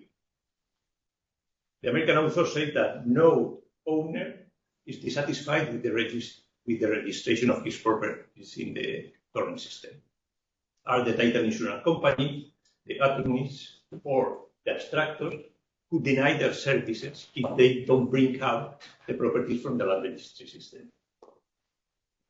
I said that it cannot be supported from a theoretical, practical point of view, because the problem of the Torrens system is that at the beginning, you have to make some expenses for the initial registration. But in subsequent transactions, it will be smoother. You will obtain the advantages. So in the moment that you are going to obtain all the advantages, you take the properties out of the system. Second thing, from a theoretical point of view, there is not only a private interest, but there is also a public interest. There is an interest to have the property clarified, identified, and guaranteed. So as it produces against all have to decide to keep or not the property inside of the system. Robert Torrens knew all these things, so he was against voluntary registration, and even more to the possibility of withdrawal, because in that case, you leave the survival of the system in the hands of the conveyancers. I said that... 1 minute. Yeah. 1 minute. No, I finished. Well, there are vested interests. We can speak after. I only will say that the peculiarity, every time that we try to set up a system, there is opposition. The peculiarity of the regionality in the United States was the private interest imposed over the public interest. So they made inapplicable laws. They they were able to repeat the loss, or even when the law worked, to withdraw the properties. This is the same the problem. In England, we had quite similar problems with the aristocracy and the lawyers, also in France, but I am not going to pay attention to that. Only to finish some minimal remarks. I have to say that land registries are very well adapted to technological change. The important is to create strong titles and courts. The registry entries are as good as they are at court. So, as important as the design of the system is the organization. We have to invest in human capital. And although the system failed in the United States, it doesn't mean that they don't have legal certainty. There is legal certainty. The problem is the cost. And I will give you only one data. This is from the House of Representatives about title insurance. In Iowa, a mortgage of $500,000. They have a system similar to the Torrens since 1985. The cost is $110. The same mortgage here in Washington is $1,775. 16 times more. That is the problem. Not using the appropriate system is going to have a social cost, and the citizens are going to pay that cost. Thank you very much. Thank you very much, Nicholas. Fascinating, and I think also lots of implications for other countries that are shifting or trying to shift today from a mixed system or a feed system. Let's have, we're sort of, time is running out. We've got maybe around one set of questions or two questions maybe before we move to the final presentation. Does anyone have a question or comment? Please. Just a question about the opportunity to introduce a universal Torrens system instead of having a system similar to the English system. It took 1 year to England, that was the most developed country at the time, to reach the northern part and convince people to enter in formal registration time. Why should we go to Malawi or to Benin and apply quality parcels to be titled? No, I think that just set up the system and let people choose the enter voluntarily when their land is valuable enough. We keep the system at the cost, at the marginal cost. We set up the system and the initial investments, and it will take some time to reach the functioning of the system. But there must be a period of parallel system of informality and formality. No, let me. I know very well the theories from my friend Benito Arruñada in that sense. And this is not so simple. The systems, you don't set up a registration system in 1 year or 2 years, and Jaap knows also about this. Torrens system in Australia, it was set up in 1858, and today not all the properties in the Torrens system. England, it was not so easy. They set up the system in 1862, and they had to modify in 1875 because only 13 or 16 properties in London have been registered. And they had all the problem in 1925 because they had the veto from the solicitors. So they couldn't extend so easily the system. That is the same thing that happened here. I said at the beginning, in Illinois, was the system set up by a referendum, but only the county of Cook. In the other places, the title insurance companies were able to say, no, there must be a referendum. And they were able to control the clients in the small villages. The same thing that happened in 1925 in England. So systems it's not from day to night we have a registration system. No, it needs time. And in some occasions, it's possible to choose, but in other, it is not possible. Because, as Torrens says, all this type of interest, you have to create an immediate system to make people to go there. I mean, I don't mean say it is immediate, but you have to say if a mortgage wants to have effect against all, must be registered. Something like that. That is what all the systems have done, also in Scotland recently. Great, thank you very much, Nicholas. I think to give the last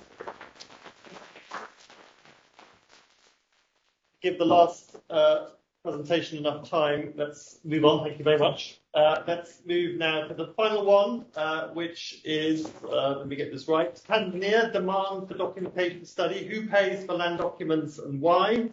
And Julia Pentel is presenting this. She's a senior fellow and director of New America's Future of Land and Housing Program. Julia, you hold a degree from Columbia Law School and a bachelor's degree in journalism. And prior to New America, Julia was at the Media Network and also at USAID. So over to you. 20 minutes, and then we'll have a few final questions and wrap up. All right. Thanks, Chris. Can everyone stand up, please? Okay, up. Let's do a big stretch. Shake our legs. We're in the home stretch, you guys. Lunch awaits after my presentation. I'll try to keep it to 15 minutes even. And so I'd like to start my presentation with a short anecdote, which actually comes from the same part of Tanzania that this study comes from. And I'm looking at Ben Lingau, who I think was even there for this anecdote. I was at USAID at the time. It was about a decade ago, and we were on a study trip of sorts. At the time, very few rural Tanzanians had gotten formalized customary land certificates called CCROs. The government had started piloting, giving out these certificates in a few areas. It was very rare. And we were going to villages where some villagers had CCROs, and we were asking them, what do you use your CCRO for? And I'll never forget an answer from one village elder who said, you know, the paper is just the perfect texture to roll a cigarette.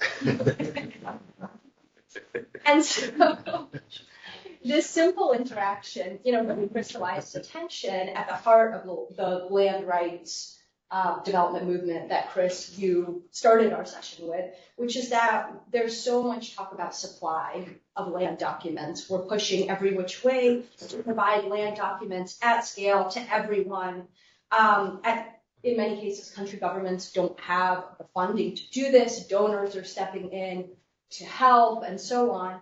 But a question that really is left out is, what is the demand for these documents? Who is using them? Who wants them? And for what purpose? How much do they want these documents? And the second question that follows is, are they willing to pay for them?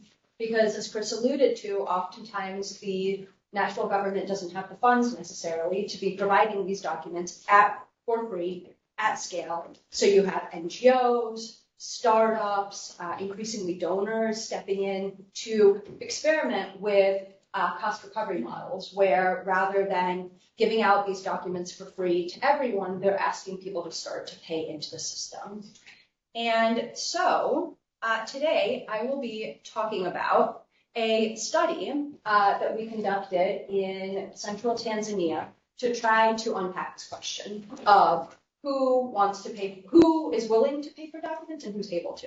Before going further, I just want to shout out Mustafa Issa, who was one of our partners on this study, the chief executive of LTA NGO, who did all of the field work in Tanzania for this study. And Mustafa lives and works in this very part of Tanzania. So direct all questions to him.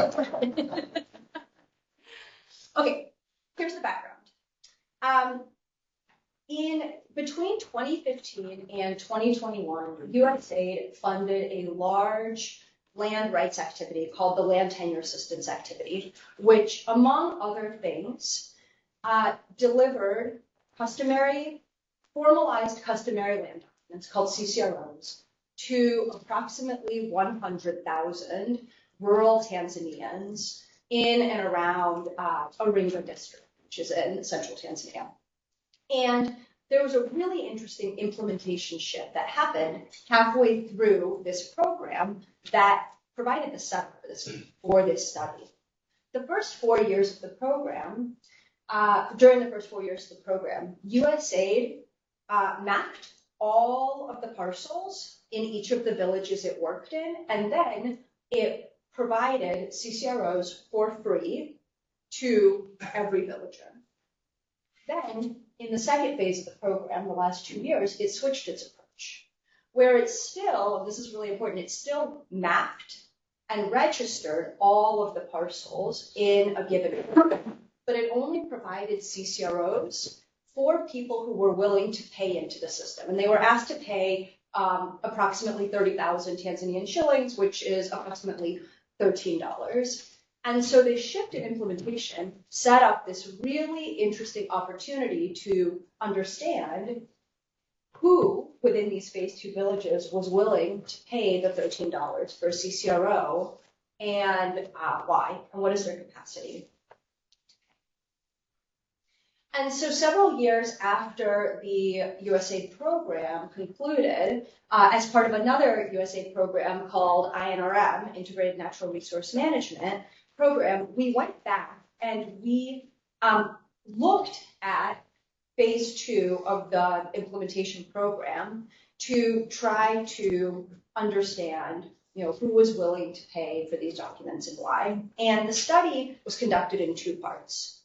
Phase 1 of the study is that, recall, we had the full registry of data from the second phase of the activity. It's about 30,000 land records.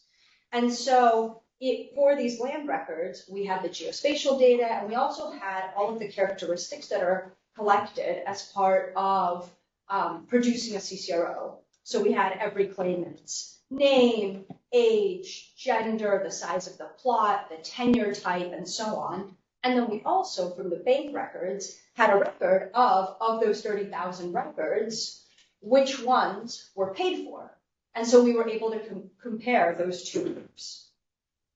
Then in the second phase of the study, we went a little bit deeper, and we went into 6 of the 21 villages. And in those 6 villages, we conducted qualitative research. We ran a household survey and focus groups, key informant interviews to get at the question of why. So the people who chose to purchase a land document, why did they decide to purchase it? And for the people who chose not to purchase it, why did they decide not to purchase it? So just really briefly, phase A, registry data set, we looked at nearly 30,000 parcels across 21 villages, and you'll see that almost 60% of the villagers chose to pay the $13 for their CCRO. Across this data set, it was a bit skewed male, so about 56% of the parcels overall were held by men, and 43.8% were held by women. And what we saw was that the parcels held by women were smaller than those by men, and also women tended to hold fewer parcels. So across the data set, men had a larger land holding than women. We also see that across the 21 villages, there was wide variation in the percentage of parcels that were paid for. So on the top end, the village of Sadani, almost universal payment for CCROs. And then towards the bottom end, there were villages where only about a quarter of villagers chose to pay for a CCRO. And we ran several analyses to try to figure out why that would be. And none of the analyses that we ran were particularly convincing, but the importance of having an on-the-ground implementer who knows the local context, a lot of these differences came down to trust in village governance institutions, village leadership, and also sort of implementation quirks. So then phase B, so going back to these 21 villages, we selected 6 villages in which to go deeper with a household survey. We selected 2 villages that had a higher than average proportion of payments, 2 villages that were sort of in the middle, and 2 villages that had a lower than average percentage of people who paid. And we ran a pretty small household survey. So I'll disclaim here that, the sample size is quite small, and I think that such a survey replicated on a larger scale would be really interesting. But we ran this household survey where we revisited some of the questions that we looked at in phase A, but we also asked about motivations for deciding to pay or not to pay for a CCRO, level of trust in the CCRO purchasing and delivery system, preferred payment modalities. And then we also asked a few questions that the registry data set wouldn't have allowed us to get at, which were around income and wealth. And we also supplemented with some qualitative key informant interviews and group discussions. So what did we find? I'm just going to pause here. This is the QR code. If you would like to access the study, you can access it using this QR code.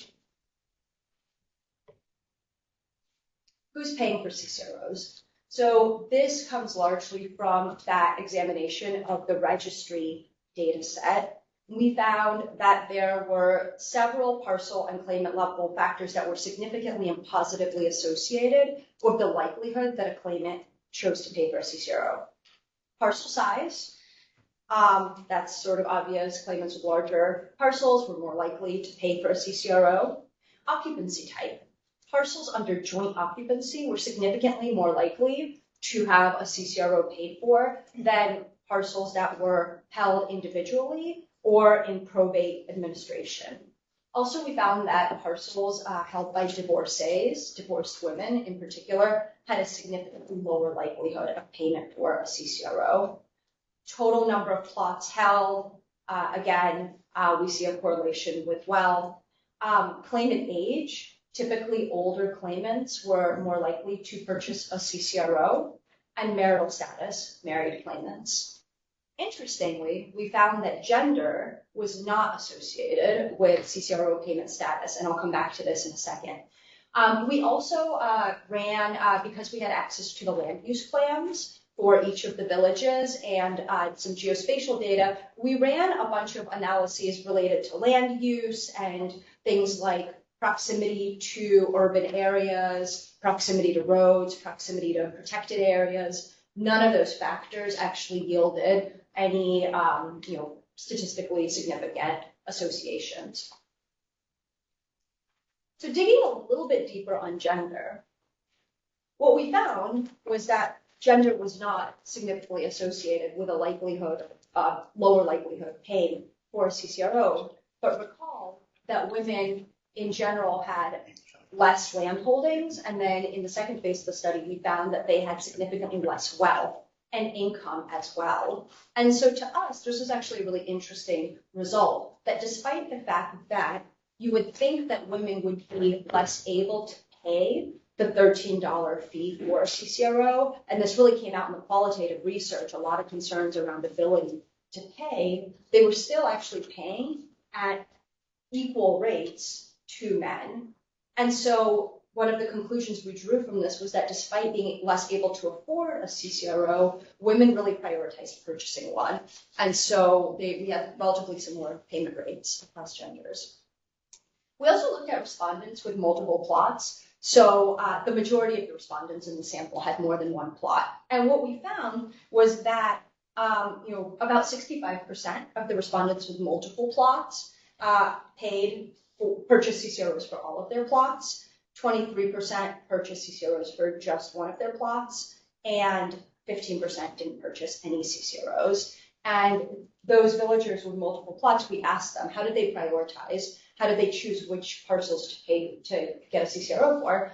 And the responses make sense. They prioritized getting CCROs for larger plots, more fertile plots, also parcels on which their homes stood, residential parcels. And then we saw a bump for parcels where there was some risk of insecurity. So, for example, inherited lands that they felt were at higher risk of dispossession. And here is sort of, to me, some of the most interesting parts of this study.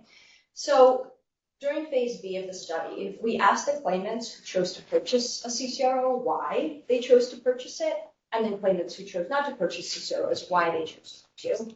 And what we found was that the respondents who chose to purchase a CCRO did so for a variety of reasons, including increasing tenure security, reducing land disputes, and a bunch of economic benefits that included using their CCRO for collateral, and also the expectation that titled lands would appreciate more quickly, and that they could more easily transfer those lands and transact them.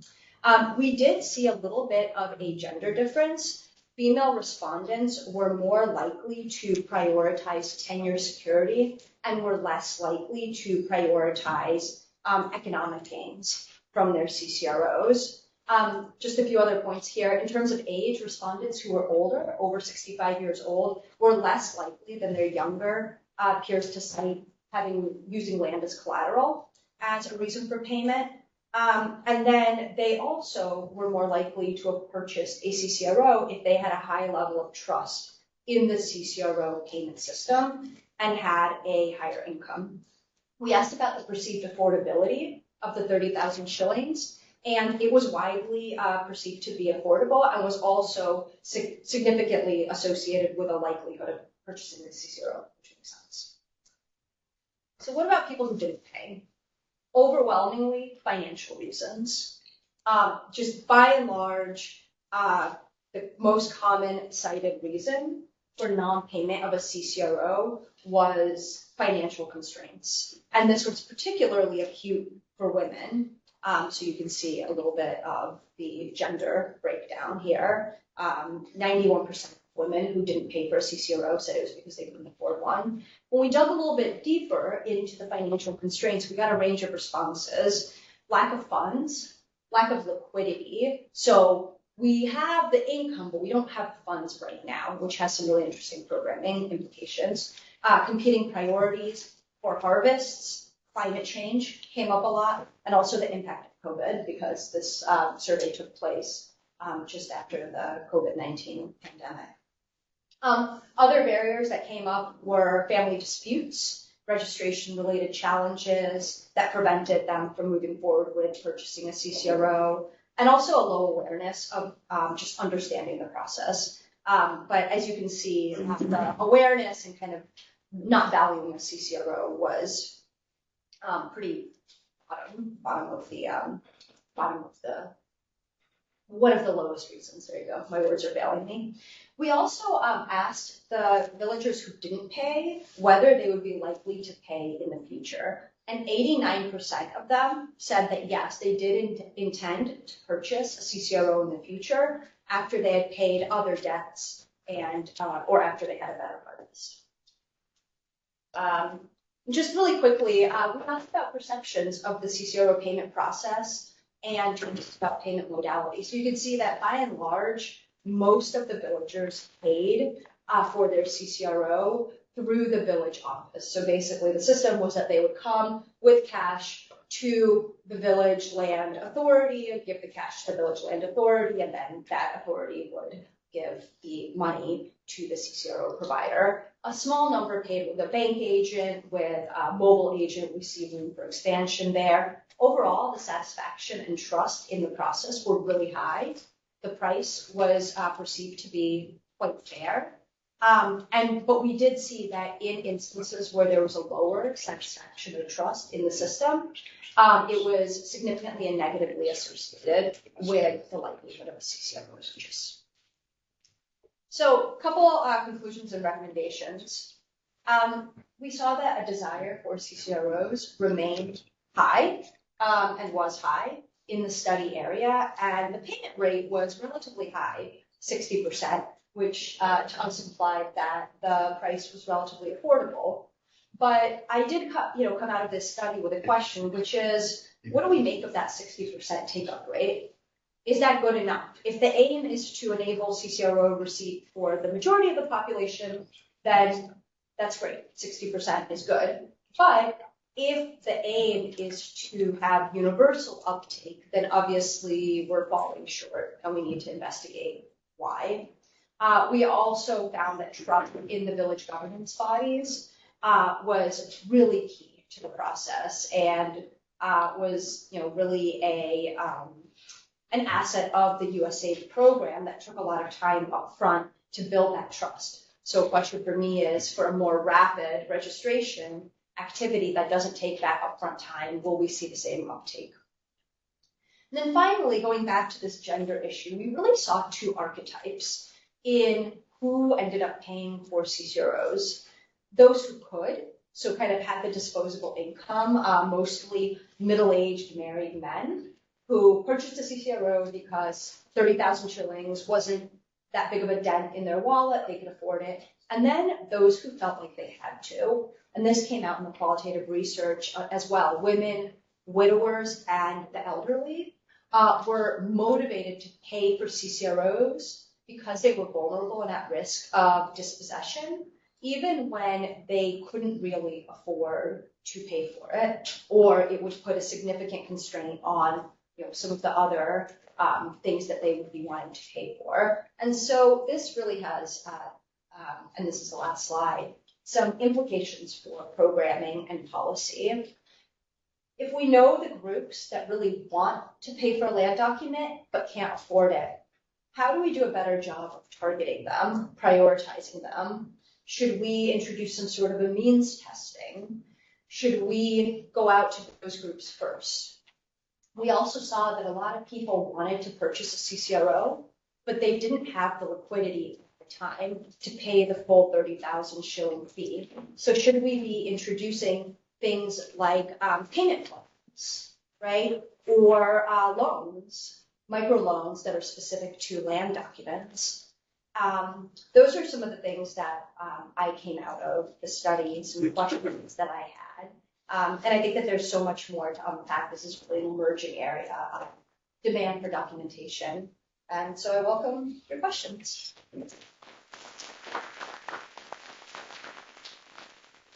Thank you very much, Julia. We've got 4 or 5 minutes before we wrap up. So let's take a couple of questions.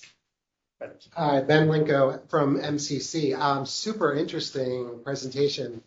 I was just curious how the 30,000 shilling fee was determined, how that amount was determined, because it would be really interesting to see what would happen if you increased it or decreased it, and how that changed uptake and what kinds of people were interested.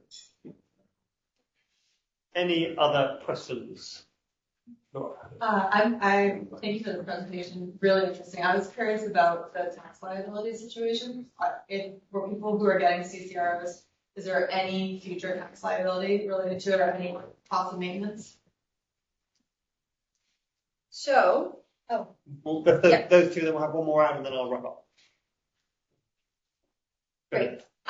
So for the tax liability, Mustafa can correct me if I'm wrong, but I don't think that the taxation system is developed in rural Tanzania such that that was a primary motivator for people, at least at present, as to whether or not they would purchase a CCRO. For the village land registration in Tanzania, there is no tax. The tax are determined by the villages themselves. They can approve through the village assembly if you want to pay it or not. Yeah. And then Ben, for your question on how the 30,000 shilling price was determined, Mustafa was actually part of that determination. See, I told you that I was for all questions. Yeah, of course. It was. Yeah. As you said, of course, USAID funded this program for the last 6 years. So during the implementation in the 6 years, we were just capturing the cost from the very beginning of the process at the end.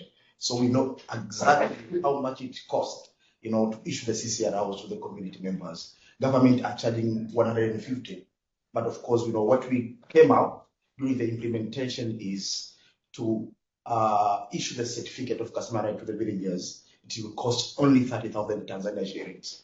Direct costs, excluding, the salaries, of course, purchasing the vehicles. That was only exclusive the direct cost, so that we can afford that cost to the government of Tanzania. Because the government are paying salaries, they are procuring the vehicles and something like that. Great. Sorry to be really quick. We'll have one question here and then there, then we're going to wrap up. And then if you have further questions, do come and grab the presenter afterwards. I think maybe on the CCR, it was the type of investment that is happening in the plot. Because that one can relate to. Yes. We did, and we did not see any statistically significant association between, we categorized it into a few different types: residential, herding, farming, commercial, and we didn't see a statistically significant result. Thank Yes. you. So that the different rates of take up in different villages to me really looks like a classic social learning. And so since you have the administrative data, to look at the time profile in different villages of like, you know, is there some kind of exponential growth in the villages that we're seeing? You mean over implementation time? Yeah, that's really interesting. We didn't look at that, and I think it would be interesting to go back and look at that. What we did see is that, you know, because phase one of the program gave away the CCROs for free, the villages that were geographically proximate to the phase one villages had lower take-up rates because people had heard that, hey, those guys got their CCROs for free. And so that was definitely kind of, I alluded to implementation considerations. Great. I'm afraid I'm not going to take another question, but do come and grab Julia afterwards because we're out of time. First of all, thank you to Julia for